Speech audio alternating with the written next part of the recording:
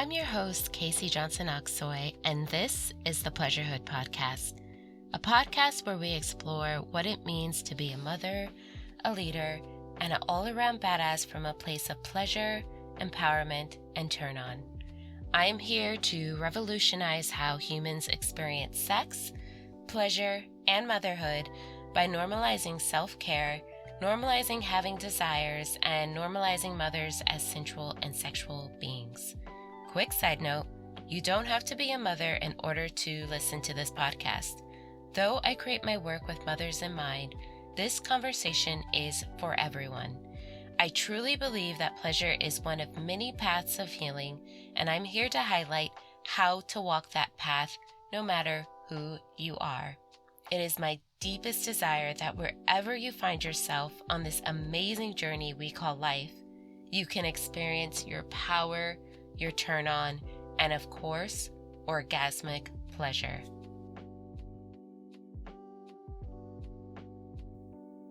In this week's episode, I have the pleasure of speaking to the pussy fairy herself, Azaria Menezes. Azaria is a trauma-informed sex and intimacy coach that works with women, moms, and couples to figure out what that thing is that's holding them back in the bedroom.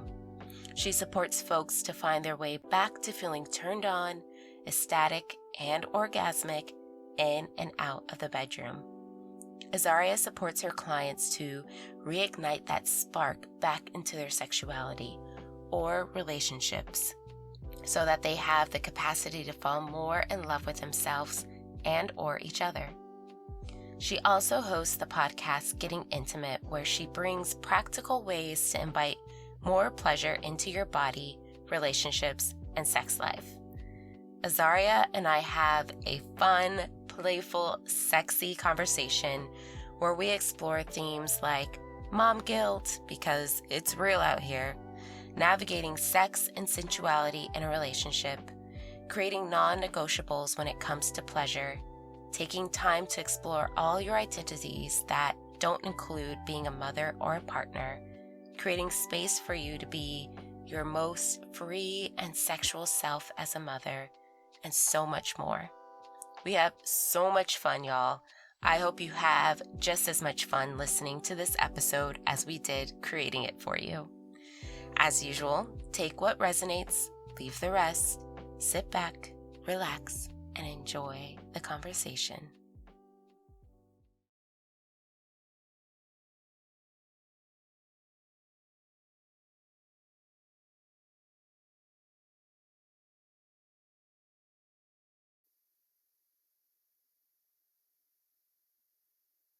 Azaria, I'm so excited to have you on this podcast. And quick disclaimer, we have been Insta friends for a very long time now, and we follow each other.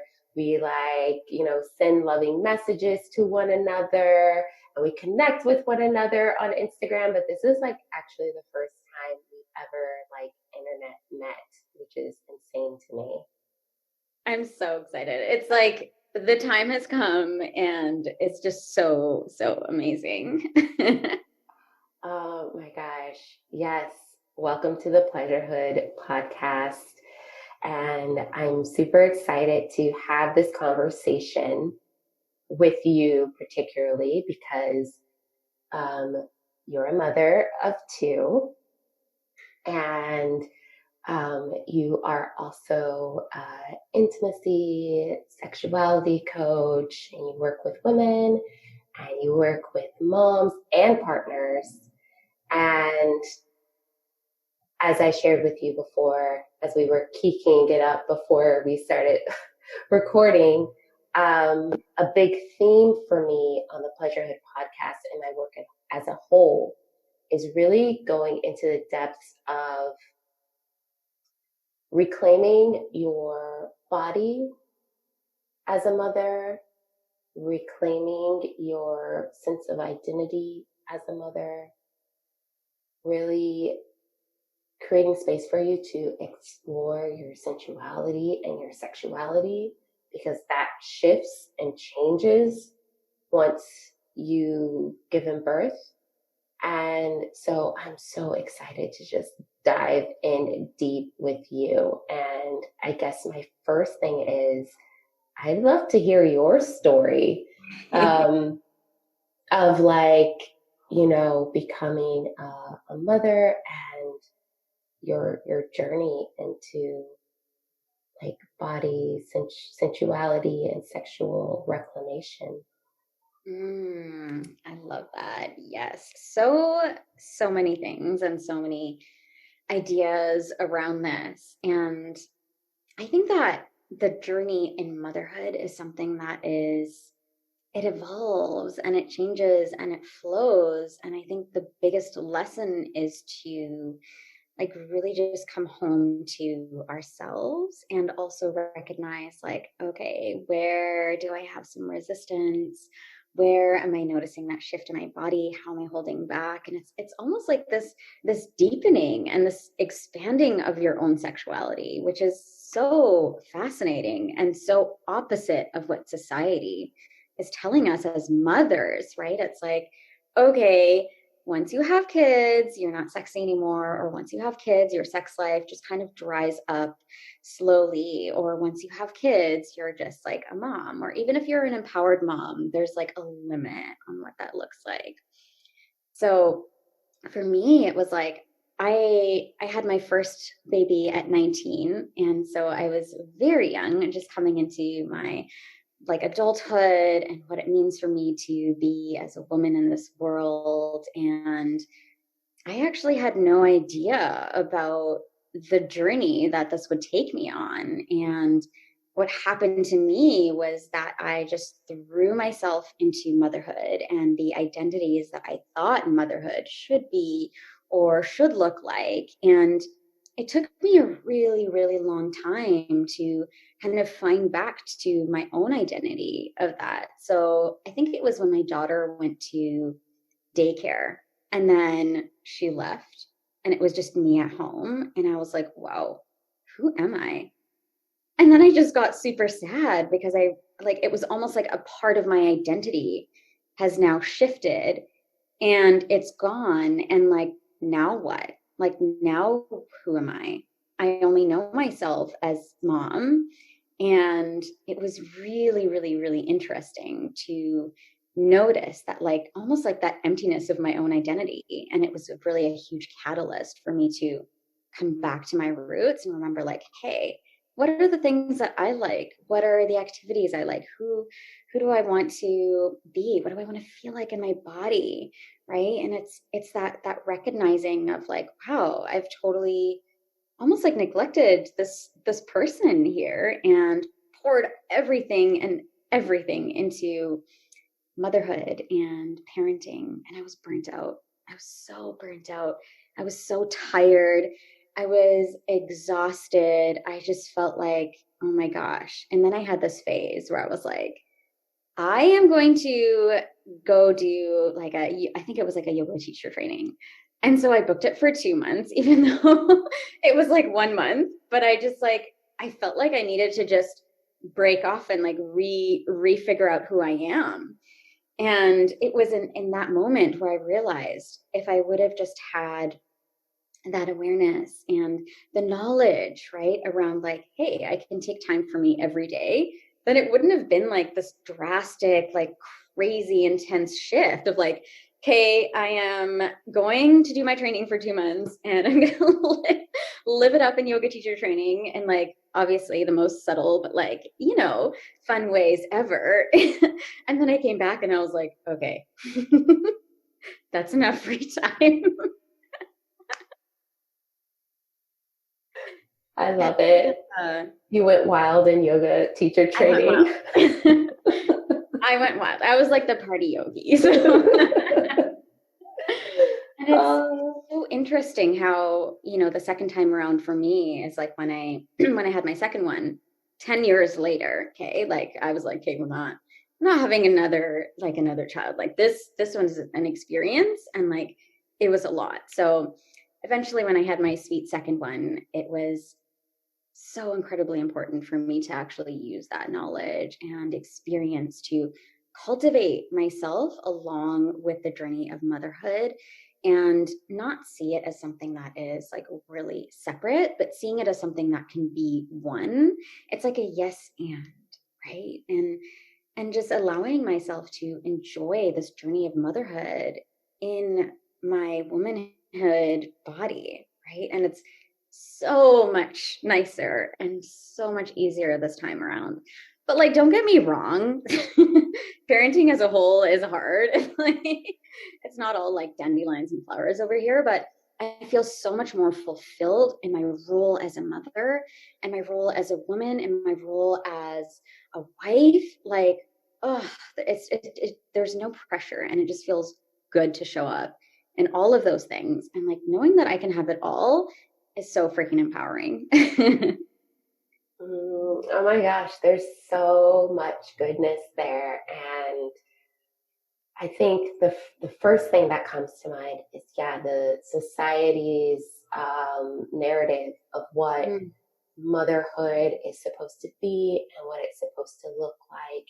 And it really does feel like this all or nothing situation where it's like, oh, I'm just going to pour myself into my child and I'm going to become a mother, like the walking, talking, definition of what a mother is, and like do all the motherly things and take care of my child and give them my everything. But then there is this level of burnout and exhaustion that happens.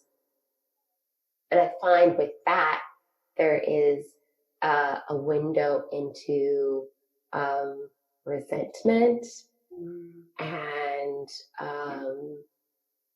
at first it's kind of like you probably wouldn't notice the resentment, but it might show up in small ways that could create even more disconnection and dissatisfaction in your life. And then what I have witnessed in other women who are mothers, and also sometimes in myself, to be completely honest, is that I've become so detached to the totality of my identity, and fall into this level of resentment that slowly turns into like a simmering bitterness of just like life is not working. Yeah, totally. And you're just like, life is just not like working out the way I thought it should, or I think it should. Really. But I love what you said about like using motherhood really as a portal of like connecting deeply to everything that you do. Not just being a mother, but also a wife. And I'm sure this plays a huge role in how you show up in your work and how you show up for yourself. And using motherhood as like almost like a thorough line of like your experience of your life. And I really, really love that, because what I'm finding too is like motherhood is a really beautiful portal into like your womanhood, your humanness, your ability to like deeply love and experience love and everyone. Oh my goodness. Well, I really love that. And I'm curious to hear like, how do you really utilize what you teach in your own life? Because I find sometimes it's like, I don't know, like sometimes I'm afraid like people are like, well, that's you because you teach it. But I always love to use like real world examples of like how how the tools of pleasure and embodiment actually work, essentially. Yeah, absolutely. So this is one of the things that I like.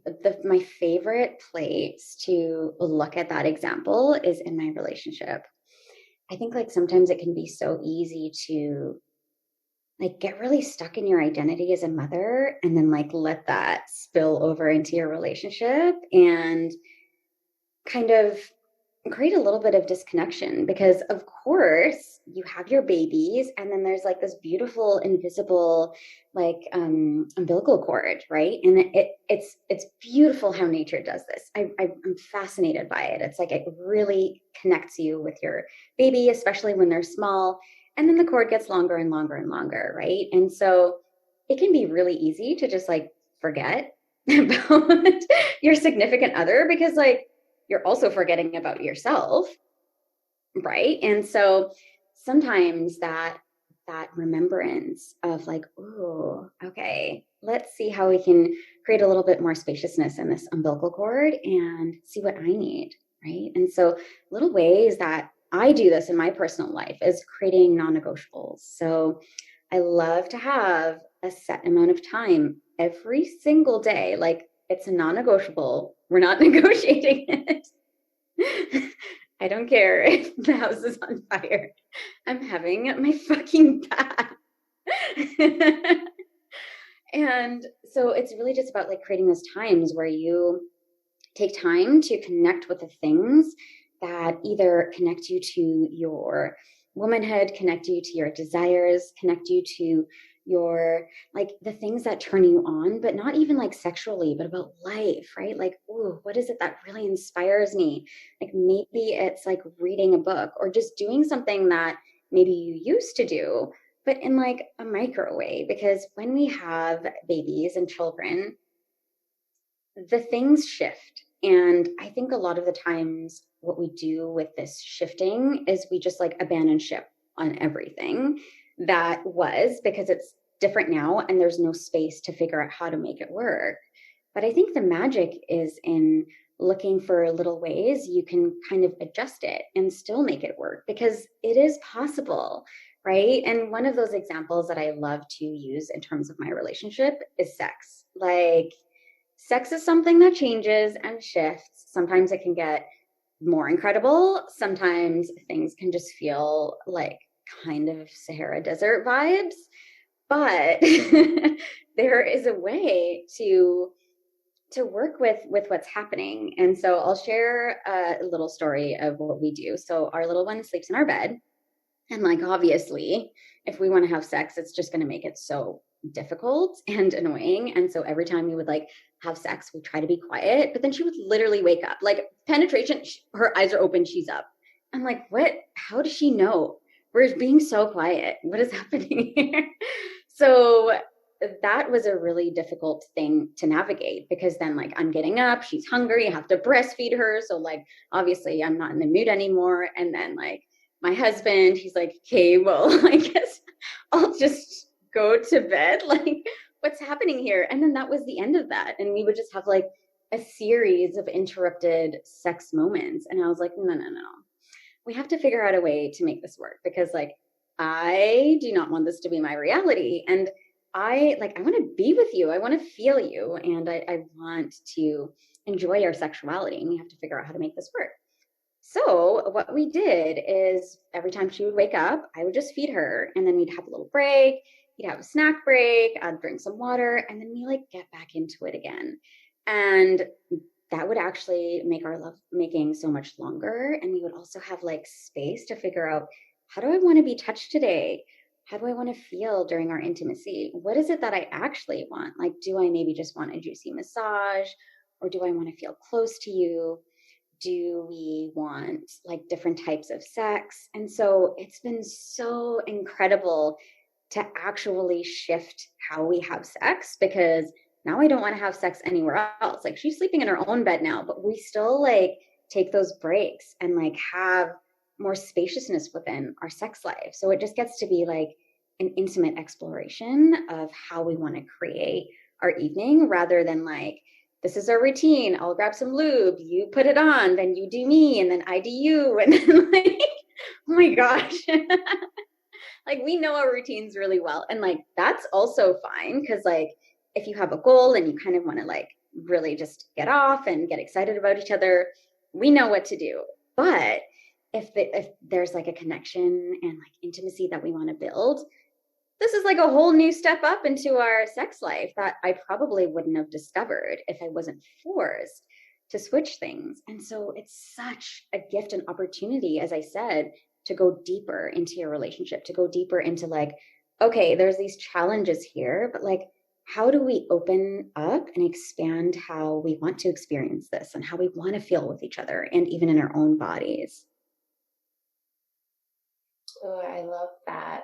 It's so beautiful. And also the permission to like really step outside the norm, like you're saying, like the routines, because it's so easy to get into a routine, especially with a young one. Like if you have like a baby or a young child, you know, you have those routines where it's like, you know them like the back of your hand, and it's so easy to kind of like add to that routine with yourself and the relationship. And I love the idea of like non-negotiables, which like can be hard to navigate, right? Like and I love to hear like, how did you navigate creating non-negotiables? Because my first thing is like mom guilt, you know, of being like, no, this is how it goes down. And navigating like, should I have non-negotiables? Is that okay? You know? Yeah, I hear you on that. Oh my gosh. I think it was because I had that first experience. And so like I went into it being like, here's the deal. In order for me to show up in motherhood feeling really good and really excited and really present and not overstimulated and touched out, this is what I need. And your non-negotiable can look different for everyone. Like it doesn't have to be like, I'm shutting the door for an hour and I'm going to do whatever I need to do, right? It can be like, it can be a small thing in the morning, or it can be a non-negotiable even with yourself. Like every day, I'm going to take 5 minutes to move my body because this is the thing that I need to support me to show up in the most relaxed and best way ever. Like the days can get crazy. So the non-negotiable doesn't mean it's like a guarantee that you'll show up like that, but it certainly helps. And so the conversation that I had was more around like self-care and needs as a human rather than like, okay, I'm going to set this thing and you have to kind of follow, right? And so, yeah, mom guilt, the first couple of times I did that, I was like, because like once you hear them crying at the door for you, ooh, that's hard. It's so hard. It's so hard. Like I was crying in the bath, like silently. And it just got easier and easier and easier. And then now when it happens, I'm just like, babe, get the baby. Like when she's begging at the door. And so like, I think it's really a practice thing, right? Because it's so much of the identity in motherhood and so much of the like beliefs and things that come with mothering. Like mom guilt is huge. Mom guilt is like the biggest thing ever. I feel like it's so easy to get mom guilt when you're in a space of like, ooh, I shouldn't be taking this time for myself, or ooh, I should be with my kids, or ooh, I should be doing this, right? And if you look at it like any other stages in life, like adulthood, or I don't know, like when you like menopause or aging or anything like that, like we don't take those identities and then just be like, okay, I am an adult now and this is how I need to be doing things. Like we just move through it and it's something that's just a part of life.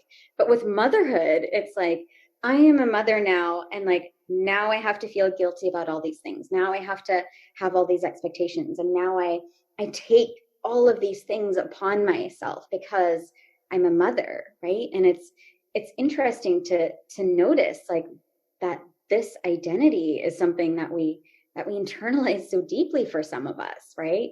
And it can just actually be like a part of life, like a journey that we're flowing to, and we're not adapting our life to motherhood, right? But we're adapting this new phase of motherhood into our life. Oh, I think that's such an important distinction. Is Mm. that like me as Casey, I'm not adapting my whole identity around motherhood. It's like motherhood gets to be a part of my identity that I can express through. But it's not the only identity that I get to express myself through. Mm. And yeah, I and like a big theme, and you kind of touched upon this of like non-negotiable, but like nourishing yourself and filling your own energetic cup first really allows you to show up fully as a mother, as a parent. And I found once I take care of even the smallest need, like for me, coffee in the morning is like I have to have it, and sometimes um, it changes each morning, but like sometimes it looks like letting Arda like be in his crib, like crying and be like, "Come get me," um, while I make a cup of coffee, or like me grabbing him, giving him his bottle, sitting him on the couch, and me like intentionally making myself a really beautiful cup of coffee and enjoying like the first few sips before I go, step into the motherhood role. Yeah. But yeah, it's like the small non-negotiables too that can really add up and allow you to feel resourced enough to like to show up, especially in he's entering the toddlerhood stage, and it's real. Oh my gosh, everything is making him upset. He's so cranky. And Totally. That's like a whole nother little battle that oh my gosh. And yeah, like for me lately, it's been I realized, I was like, oh, I've been with my son almost every single day since he's been born. Like I've never had like a full day where I'm not with him. It's like an hour or two, here and there. And this week I actually planned a staycation, a mommy staycation, my very first one. Yes.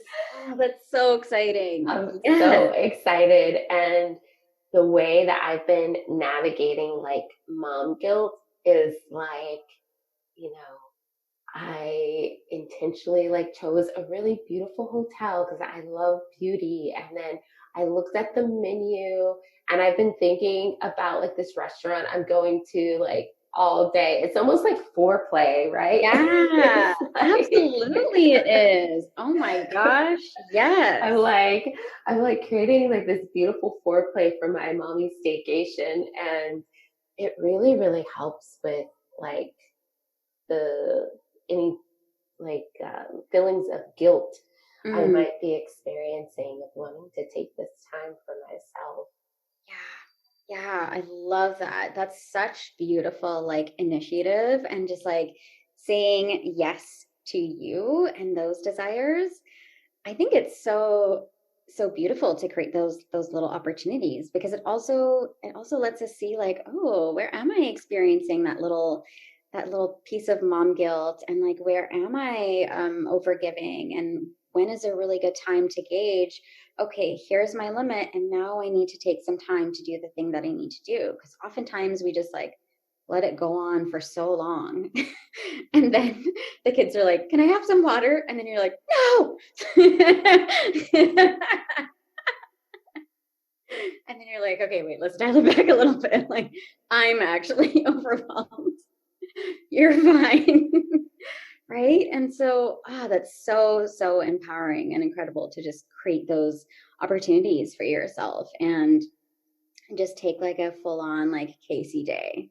I have that version, but in like lesbian days. So like I'm queer and most of my relationships were with women and most of my like serious relationships. And so when I married my husband, I was like, just letting you know, I'm going to have to take some gay days. And so like, this is where I just like fully binge on like all of the lesbian content and like fully just do all the like lesbian and queer things. And it's just like a gay day. And like, I am going to sleep downstairs in the bedroom and just like be my lesbian self. And I feel like you have to do the same things with motherhood. It's like, I need to take an Azaria day.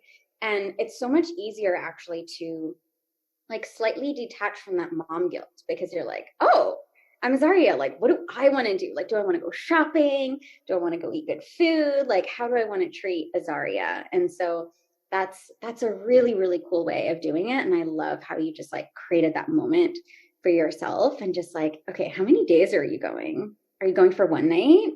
Just one night. Yeah, just one night.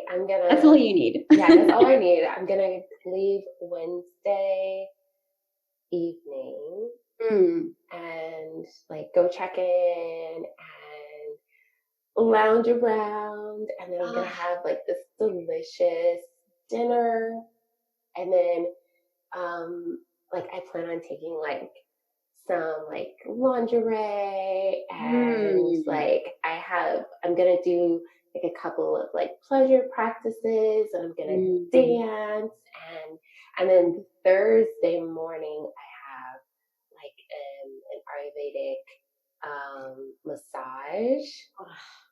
Yeah, it's like two massage therapists that like massage in tandem. More like that is like a gay day for you. Like it's a me gay day.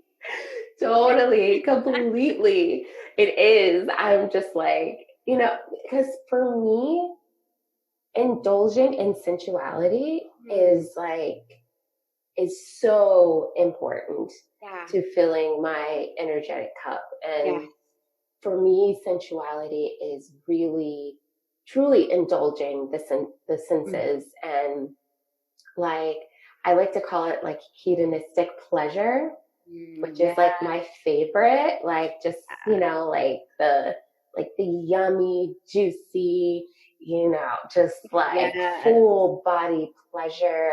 And you get to eat all the yummy things and you get to see all the yummy things and you get to feel all the yummy things and you get to, smell all the yummy things and just like really indulge in this part of or just really indulge in this part of myself that I don't often get to like fully indulge. It's like, moments here and there, like taking a sensual bath and, candles are super important and flowers in the home and having my home look aesthetically pleasing, which is really difficult with a toddler who just wants to like ruin everything.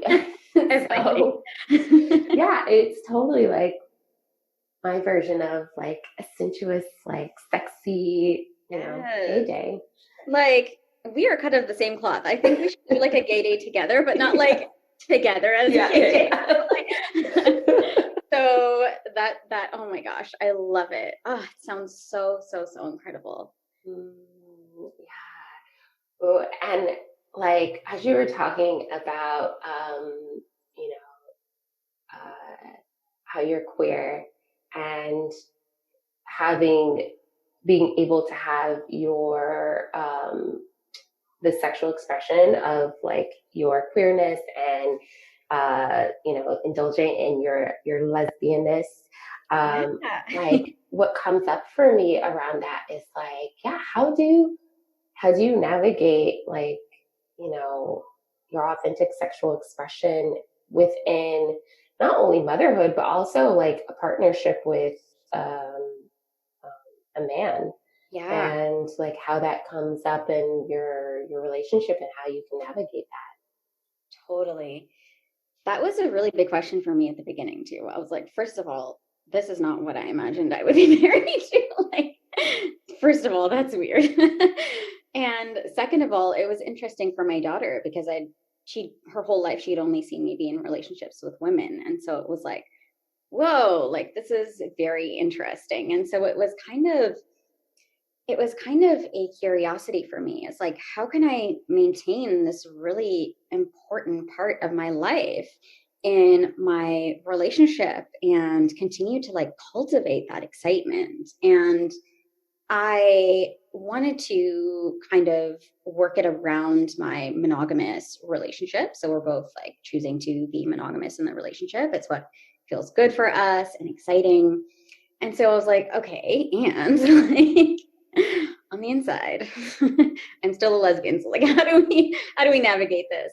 And for me, it's more of like the energy of being in it and feeling that it is still alive and possible and there. And so sometimes when I have my gay days, it's like I go out and I embody the energy of like how I used to feel and go out. And like if I meet somebody that I like, it's more of like an energetic, like, ooh, this is exciting. Like I get to just like look and take in all of these beautiful like possibilities and energies and excitement around that. And it fills me up just as much, like just being able to connect with the things that I used to, even just like in movies or reading books or just like going out and having that like opportunity to like do some beach days and be like, wow, like that person looks so freaking beautiful. Like, can I just celebrate how amazing they look and like the energy that they're bringing out? And I share this with my husband, and it's a really beautiful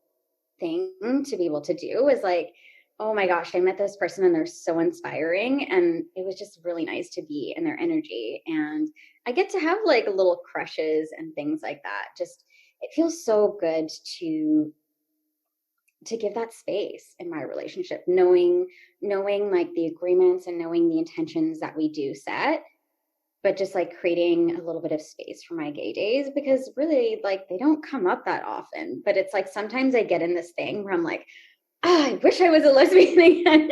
And like those moments come up, right? And if I didn't have that opportunity, didn't give myself the permission to just like feel it out, I think it would be pretty difficult, because I would always be like what if, or just like imagining and then making myself feel bad about it, or right, like trying to think about like, okay, no, I can't think about it anymore because I'm in a relationship with a man, or like I can't think about my fantasies or anything like that, right? But it's like creating that space and that permission, like it just gives me so much freedom to explore just within my own body and from like an energetic point of view, right? And it gives me so much, and it's so incredibly fulfilling. So that's kind of how I navigate it as well, and just like remembering to create space for all of your identities kind of to come and play. And it could look different for each identity, and it can feel different for each identity. Oh, I love that so much, because as one navigates their sexual expression as a mother or a parent, sometimes it can feel like not available, right? Because it just feels you feel so cut off from that part of you, and it doesn't feel like there's space for that to be fully expressed or acknowledged.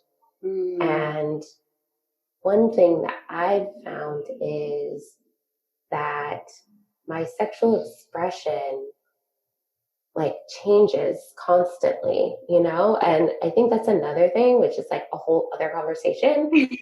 But like society is like, once you start having sex a certain way, or you start, you're attracted to this person, or like you identify as this, like it's not fluid, right? It's like you're stuck there. Totally.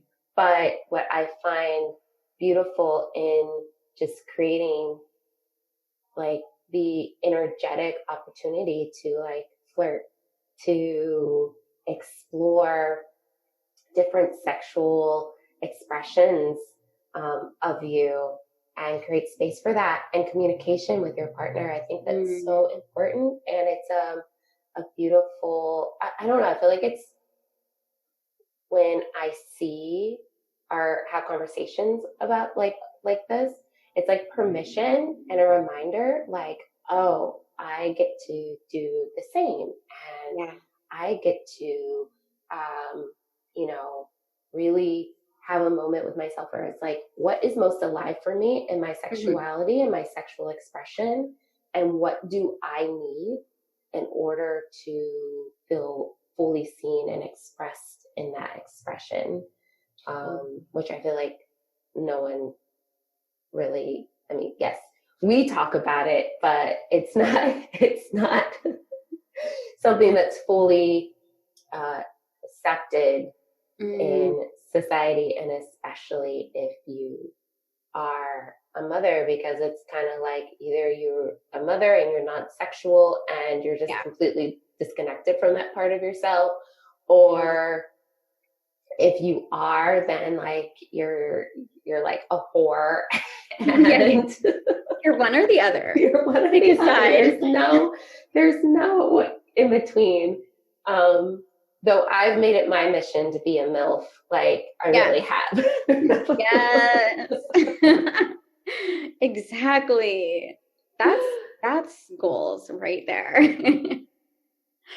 I love it. And I think that so much of the time it's like we can adapt that to so many different things. Like even if it's like not sexuality, or even if it's not like your queerness or whatever, it can be like your freedom. You know, when you just like watch, I don't know, maybe you had like a phase where you're like, oh, we're traveling so much, or we're going out and partying, and like just that feeling of just like having so much fun and being free and wild.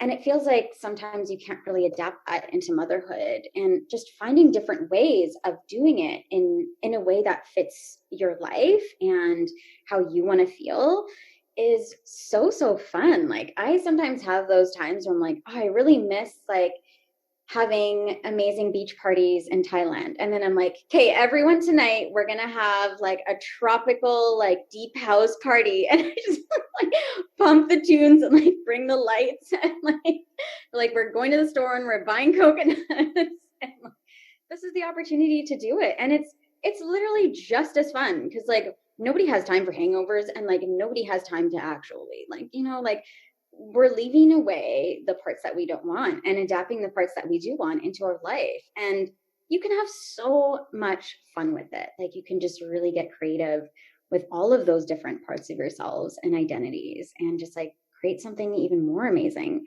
And like your kids are going to have so much fun. Oh my goodness. Glow stick parties, like you name it. Like it's so good. And when they see you expressing your own sexuality or your own time for yourself, for your own like wildness and your freedom, and like your right, like, okay, let's just break the rules and like just do something crazy. Like it's so much more fun for them and for you. And it just like creates a little bit of that like dissolving of that like emotional tension that we can sometimes carry when we're holding in all of these parts of ourselves and trying to like contain them in our everyday life, right? Like it's a beautiful way to spice things up, just like your sex life. You have to kind of like put a little bit of effort into it and like try different things to really create some like dynamic right in there. Yeah. And I love the examples that you gave, because it's super accessible, right? I think we get in our heads and it's like, oh, I can't have a beach party in Thailand, so, you know, it's never going to happen. Or we just get fixated on the what if, like, if only this could happen, instead of exploring what is possible right now in this moment. Like, how can I adapt it and change it into my actual circumstances, but create an opportunity to feel alive and vibrant, and have a beach party at home in the privacy of my living room, you know? I love that so much. And I feel like that also plays in just like, you know, how to adapt pleasure into your everyday life. Because, you know, so often we're taught like pleasurable things are expensive. Pleasurable things are things that you have to plan, you know, months in advance. Pleasurable things are, you know, it's going to take time and resources that you might not have. And I am such a huge cheerleader for honestly practical pleasure and implementing practical pleasure into your everyday life, whether it's like a physical thing where you're like dancing. Like I can't tell you how many like mini dance parties I've had to like Sesame Street with my son. But it feels good just to move my body and to like bring that vibrancy and joy into my present moment. Or I don't know, you know, looking in my fridge, being like, oh, I really want something delicious, and like looking in my fridge and having to get kind of creative about like what I cook in order to like really indulge in this desire to eat something really yummy. But I really feel like when you are present to the possibility in that moment, it like allows you to create moments of creativity, moments of connection with your family, moments of like fun and like memorable experiences that you can create like in the here and now. You know, like pleasure is supposed to be experienced like now, in my humble opinion. 100%. And that's such a good reminder. Like it doesn't even have to take a long time. Like I think sometimes it's like, oh, pleasure, like now I have to set up the room and do the whole pleasure practice and get this audio and like set up the things. It has to be like a whole hour long. Like most of us as moms, we don't have that kind of time. Like, and when we do, like we're napping, we're eating, and then like, you know, we can do those things. And so it's like, yes, you can take just 5 minutes, even just to go, if the sun is shining, just like sit on your steps and close your eyes and just like feel that warm sun on your face, right? Or you can just take that time to just like shake your whole body and like release some of the tension. Oh, I get weird stares from my dog when I do that. She like comes in and she's like, are you okay? Like, and you can just do things like, yes, like you said, cooking, or just like taking some time to really like nourish your body with some like aromatic oils. Or if you want to go for a massage and you can't do it, I mean, we can play spotty at home and the kids can like put all the oil on my back. Oh, how many times have I played that game with the kids? Like, let's play massage. When they're like 4, 5, 6, best age ever, because like they do it nicely and then they have the capacity to do it for like 10-15 minutes. It's honestly great. I love it. Putting that in my back pocket. There's so many ways you can make it work for you and like have them have fun too. It's great. Sometimes it's really nice to even just look at situations that are like, wow, how can we bring pleasure into a situation that's kind of like, oh, we plan to go out and now it's raining outside. Like, let's go out and just like dance in the rain and just like get super crazy and jump around in the rain.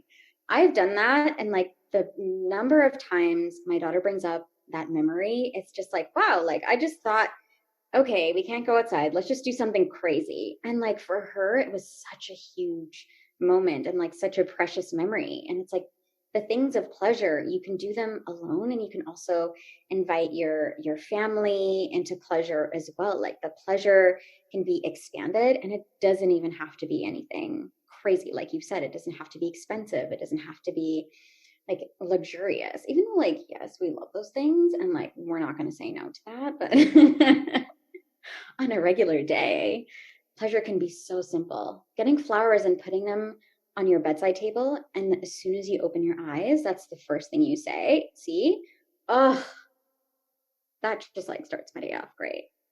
I love it. Yeah. Yeah. One of the things I've been doing my best to be intentional about is when I first wake up, not jumping out of bed and just like taking 3 deep breaths to kind of wake my body up and connect with my body has felt super good and nourishing, and something that literally takes me a minute to do, before just like jumping out of bed, because I always feel like crap whenever I just jump out of bed and like my body's like, whoa. Totally. It's like that foggy feeling. It's almost like you have like a weird hangover, or like you just don't feel rested. Yeah. Right? And just taking that 30 seconds, that minute to just, connect with your breath, or even think like, how do I want to feel today? Or just doing some hip circles. It just adds like that ease into the beginning of your day. Mm-hmm. So good. So good. So my last question is, like, a mom might be listening to this and they might be taking this information in and be like, all right, Casey and Azaria, like, this is great. Thank you for the podcast. But I don't even know like where to begin this whole like journey of pleasurable motherhood, or my journey back to my body and reclaiming my sensuality and sexuality. Like, where do I even begin? I feel burnt out. I feel exhausted.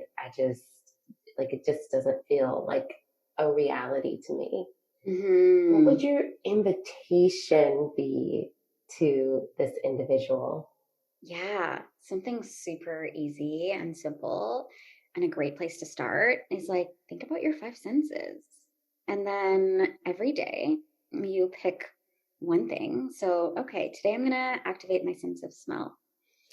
You find something that smells really good and just take like 5 minutes to smell the thing that you love to smell, not your kid's or baby's head. Okay. We're taking time for ourselves. So something really good, and just take a moment to really savor that. Notice what it's awakening in your body. Notice what it's activating in your body, and just take like a couple of seconds to really just allow that to fill you up. And then maybe it's like your sense of taste. So when you're eating, we're not like scarfing and gulping things down. Just take a moment to actually feel all of the different tastes on your tongue, and like chew your food really slowly, and take some time to breathe, and like drink your water slowly as you eat, right? And then maybe the next day it's like hearing. So maybe just like play a song that like gets you in the vibe, like whatever song it is that turns you on, that's like that you're like, yes, this is my song and it makes me feel so good. Play it and envision yourself listening to the song for the first time in your life. Like, oh my gosh. And just take some time to play with these 5 senses, and slowly, right? That gives you a little bit of that awareness of like, wow, how does my body feel? Wow, what does it feel to actually shift, right? From where I am 5 minutes ago to like, oh, this is actually a lot easier than I thought. Hey, what else is coming up for me, right? And so then just moving on from your 5 senses into actually creating like a little non-negotiable for yourself, a little bit of time to just check in with your body. Hey, what do I need to make this day feel complete? Or what do I need in this moment to help me feel more supported and grounded? And that's it. That sounds super yummy. I'm actually gonna try that. I'm gonna take that one. Yes, take it into your staycation. Yes, I think that would be perfect addition. Azaria, thank you so much for your time and just like your wisdom. It was such a pleasure to have you and have an opportunity to connect with you. Thank you so much for having me on here. I had a blast. I just loved being here with you and talking about all things like motherhood and all of the ups and downs and how we can really just like integrate it into our life and just feel a little bit more balanced around it. Beautiful. Well, I guess we'll end our podcast here. Thank you so much for joining me and Azaria in this episode, and I hope you were able to walk away with a few insights that will support you on your Pleasurehood journey. You can learn more about Azaria and her work at azariamenezes.com. That's AzariaMenezes.com. You can follow her on Instagram, first name, last name, Azaria Menezes. And please take a look at the show notes to find more ways to connect with Azaria. You can find me on Instagram, if you aren't currently following me, at Casey, CASEY.AKSOY.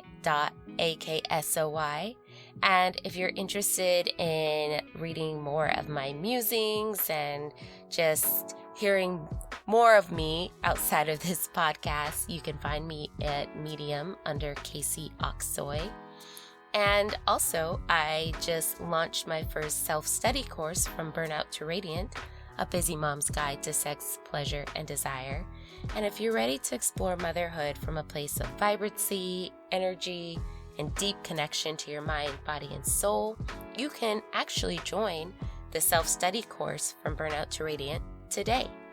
If you're ready to take a deeper dive into your own pleasure, head over to www.wildsexyfree.com to learn more about From Burnout to Radiant. All right, so this is the end, but make sure to tune back in for episode 7, where I'll be sharing my own From Burnout to Radiant journey. My Pleasurehood journey didn't begin overnight. This has been years in the making. It came with a lot of tears, sleepless nights, and moments where I questioned everything. But to be honest, I wouldn't change my journey for the world. I can't wait to share my story with you. It's gonna be a good one. All right, my loves, that's it. Until next time, stay wild, sexy, and free.